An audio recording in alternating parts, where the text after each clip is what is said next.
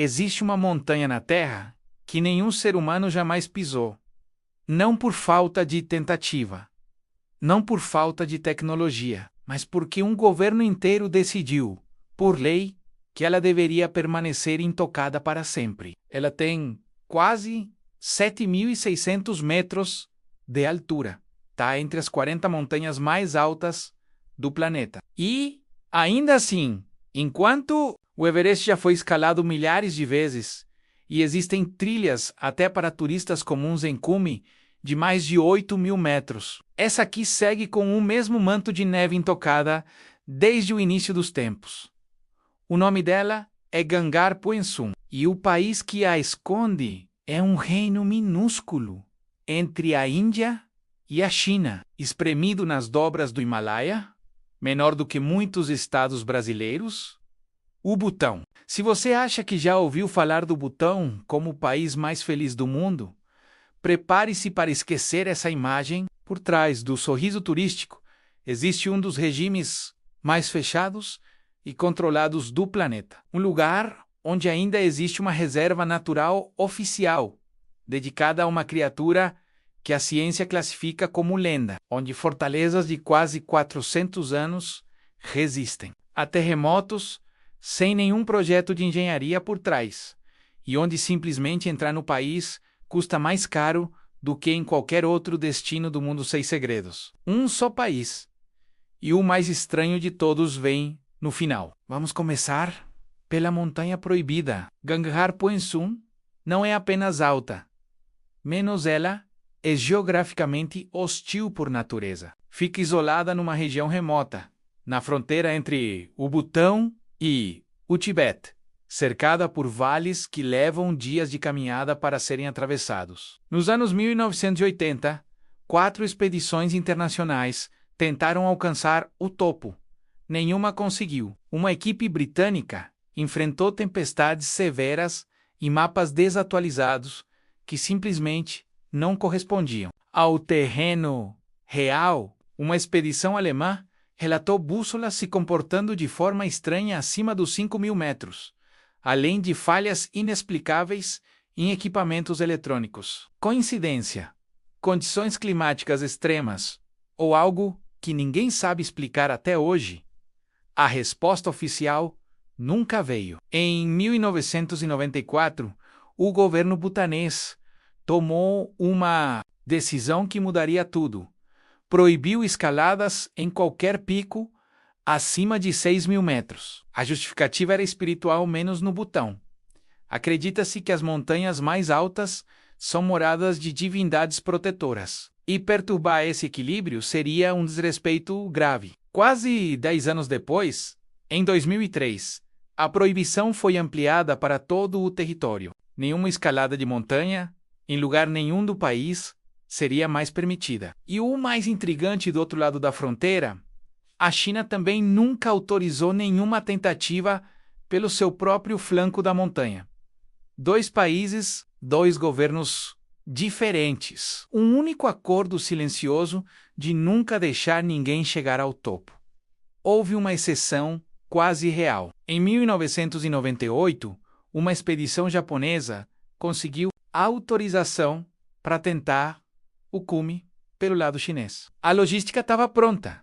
O grupo já se preparava para o ataque final. E então, dias antes da escalada, o governo do Butão interveio por canais diplomáticos e conseguiu cancelar a permissão. O motivo exato jamais foi divulgado publicamente. Desde então, nenhuma outra tentativa foi autorizada por nenhum dos 2 lados da fronteira. Gangar Poensum segue como a montanha não escalada mais alta do planeta, menos e o único cume desse porte que um Estado, de forma deliberada e sustentada, decidiu manter fora do alcance humano. Moradores da região contam histórias antigas sobre criaturas que guardam as encostas, protegendo o sono dos deuses. A ciência prefere falar em coincidências climáticas e isolamento geográfico extremo, mas ninguém, nem cientista nem monge, discorda de um fato simples. Essa é a única grande montanha do mundo onde a resposta para por que ninguém chegou lá Nunca foi apenas porque é difícil. Se a montanha é o mistério mais alto do Butão, o vale ao seu lado guarda um mistério ainda mais estranho: uma reserva natural oficial, criada pelo governo, cujos documentos mencionam a proteção de uma criatura que a zoologia jamais confirmou. No mesmo ano em que fechou de vez as portas para o alpinismo, o Butão também criou o Santuário da Vida Selvagem de Sakteng, no extremo leste do país. A justificativa pública fala em biodiversidade, floresta intacta e espécies raras do leste do Himalaia. Mas em meio à documentação oficial da época, aparece uma menção direta à proteção do Migoi, a versão local do que o Ocidente batizou de Yeti.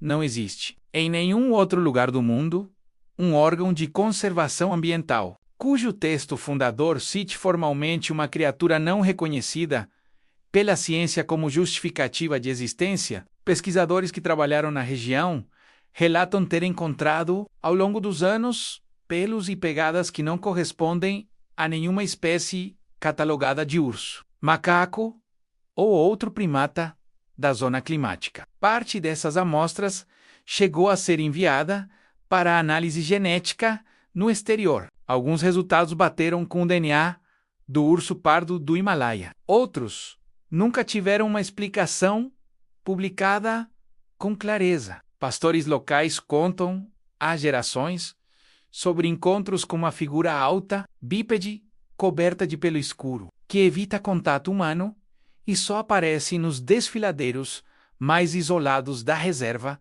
menos histórias que existiam. Muito antes de qualquer explorador ocidental usar a palavra Yeti pela primeira vez. Imagine a cena. O amanhecer ainda não desfez a névoa entre os pinheiros. Um pastor sobe a trilha atrás dos iaques e, de repente, para no barro úmido, uma sequência de pegadas maiores que um pé humano adulto, seguindo direto para dentro da mata, menos e desaparecendo junto a uma parede de rocha onde nenhum humano teria como escalar. Sakteng fica isolada a ponto de exigir vários dias de caminhada por trilhas de montanha para ser alcançada. Não existe estrada conectando a região ao resto do país. Essa mesma dificuldade de acesso é, segundo muitos biólogos, o motivo pelo qual essa continua sendo uma das áreas menos estudadas de todo o Himalaia. A explicação científica mais aceita aponta para a confusão cultural. Memórias antigas misturadas a encontros reais com o urso pardo do Himalaia, que de fato consegue se erguer e caminhar sobre as patas traseiras por curtas distâncias. Em 2001, uma fundação butanesa de conservação chegou a financiar uma expedição só para coletar amostras de pelo na área e enviá-las à Universidade de Oxford. Parte do material foi identificada como urso. Outra parte permaneceu sem classificação oficial, menos atribuída, sem muita convicção. A contaminação das amostras durante o transporte. Mas fica a pergunta que ninguém resolve.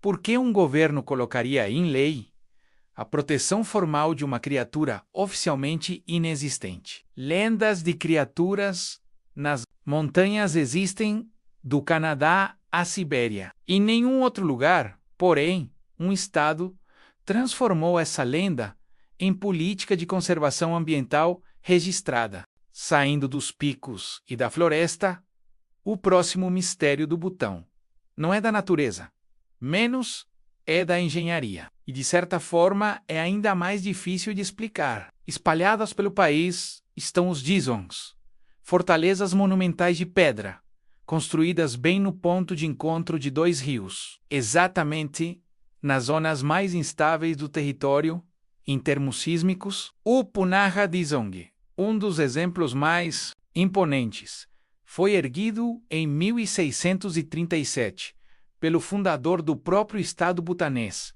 Jabdrung Ngawang Namgyal. Ele fica posicionado bem na confluência de dois rios que, na tradição local, recebem o nome de rio macho e rio fêmea. Poeticamente, faz recorrentes. Mesmo assim, o Dizong segue de pé há quase 400 anos. As paredes da fortaleza têm uma leve inclinação para dentro, uma solução que engenheiros sismólogos modernos reconhecem hoje como uma das formas mais eficazes de resistir a terremotos. Décadas, segundo a tradição, essas construções colossais foram erguidas sem nenhum tipo de planta ou desenho técnico, guiadas apenas pela intuição espiritual de um mestre lama. As paredes chegam a ter vários metros de espessura em alguns pontos, e certas estruturas ultrapassam a altura de 6 andares de um prédio atual. Tudo isso sem argamassa no sentido moderno. Apenas terra compactada, pedra e madeira. O mesmo padrão arquitetônico se repete em outras fortalezas do país. Um ponto elevado, paredes grossas e inclinadas, poucas janelas nos andares inferiores e ausência quase total de pregos metálicos na estrutura do telhado. Em 1897, um terremoto de magnitude estimada em torno de 8 atingiu a região e destruiu boa parte das construções ao redor. Mas foi justamente o desenho antissísmico dos Dizongs que permitiu que muitos deles resistissem, enquanto construções mais simples desabaram. Como construtores do século XVII chegaram, na prática, a soluções que a sismologia só validaria cientificamente centenas de anos depois. E mais, esses prédios não são peças de museu. O Punarra Dizong continua sendo palco de cerimônias de Estado, incluindo coroações reais, e seus pátios internos ainda recebem todos os dias, monges em suas práticas religiosas, dentro da mesma estrutura que já sobreviveu a dezenas de tremores. A explicação oficial fala em séculos de experiência acumulada, transmitida de mestre para aprendiz. Pode ser exatamente isso, mas a precisão do resultado final ainda intriga arquitetos e engenheiros que estudam essas construções até hoje. Da pedra, vamos para o metal. E aqui, a história fica ainda mais difícil de acreditar. No século XV, um mestre e engenheiro tibetano-butanês chamado Chanton Japo percorreu as montanhas da região construindo algo que ninguém mais fazia naquela escala: pontes suspensas por correntes de ferro forjado, ligando desfiladeiros que até então eram considerados intransponíveis. Ele ficaria conhecido, séculos depois, como uma espécie de Leonardo da Vinci do Himalaia. Ao longo da vida, ele teria erguido dezenas dessas pontes. Parte das correntes originais sobreviveu até os dias de hoje. Quase 600 anos de uso contínuo, exposta à umidade extrema do clima himalaio. Metalurgistas modernos que examinaram esse material encontraram um grau de pureza na liga e uma resistência à corrosão comparável à célebre coluna de ferro de Delhi, que permanece praticamente sem enferrujar depois de mais de 1.500 anos. Segundo o historiador da engenharia Manfred Gerner, que estudou essas estruturas, técnicas de fundição e forjamento, com esse nível de sofisticação, só apareceriam na Europa, cerca de 400 anos mais tarde, como ferreiros de montanha, sem acesso a fornos industriais. Alcançaram um grau de pureza química que os metalúrgicos europeus da mesma época simplesmente não conseguiam reproduzir. Uma das pontes de Chanton Gyalpo, na região tibetana de Chushu, ainda é parcialmente utilizada pela população local. Correntes forjadas há 6 séculos continuam sustentando o peso de pessoas atravessando o vale. Cada elo foi martelado à mão, em temperaturas de fusão superiores a 1.300 graus Celsius, sem termômetro, guiando-se apenas pela cor do metal incandescente. Alguns pesquisadores defendem que existia, entre um grupo restrito de mestres, um conhecimento metalúrgico transmitido apenas de forma oral, deliberadamente nunca registrado por escrito, para que a técnica não caísse em Mons e Hadaos. Pontes de corrente parecidas surgiram também na China e no Japão, mas com elos mais grossos e rústicos, que enferrujavam em poucas décadas e precisavam de substituição constante. As de Shenton de Alpo eram o oposto, mais finas, mais leves e ainda assim mais resistentes, um resultado que gerações posteriores de ferreiros tentaram sem sucesso reproduzir com exatidão. A explicação científica aponta para a qualidade específica do minério de ferro local, somado a séculos de tradição na forja regional. Talvez seja mesmo isso. Mas por que essa mesma qualidade de fundição? Enquanto uns forjavam metal, outros escalavam paredes de rocha para erguer algo que, até hoje, parece fisicamente improvável. O mosteiro de Tatsang, o ninho do tigre, está literalmente colado a um penhasco vertical, cerca de 900 metros acima do Vale de Paro, a mais de 3,1 metros de altitude total. Segundo a lenda do século VIII, o mestre budista Padmasambhava teria voado até ali nas costas de uma tigresa para derrotar demônios locais e meditar numa caverna na encosta. O complexo monástico ao redor dela, porém, só foi erguido em 1692, tirando a lenda da tigresa voadora, sobre uma pergunta bem concreta. Como construtores da época, levantaram toneladas de pedra e madeira por uma parede quase vertical, sem nenhum guindaste ou sistema de içamento no sentido moderno? Um turista comum leva de 2 a 3 horas de caminhada, vencendo um desnível de cerca de 500 metros por um caminho íngreme e sinuoso. O complexo inclui a famosa Caverna do Tigre, onde, segundo a tradição, Padmasambhava passou em retiro um período de tempo, com uma precisão quase matemática, menos uma duração simbólica que monges butaneses ainda hoje tentam replicar em seus próprios retiros espirituais. Em maio de 1998, um incêndio destruiu por completo o edifício central do mosteiro, junto com estátuas e manuscritos que ali se acumulavam